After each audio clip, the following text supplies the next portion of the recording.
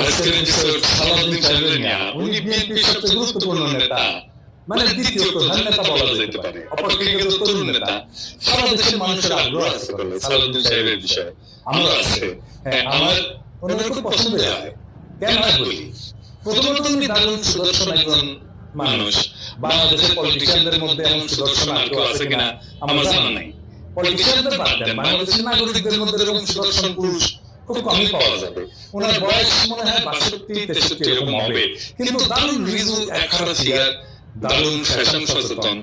পাঞ্জাবির উপরে যে কোটিটা পরেন না, সেটা খুব এক্সক্লুসিভ করে মনে হয় উনি ডিজাইন করেছেন, আর কোথাও দেখবেন না। নিজে ডিজাইন করেছেন, আমি শিওর ভবিষ্যতে সালাউদ্দিন কোটি হিসেবে একটা পরিচিতি পাইতে পারে।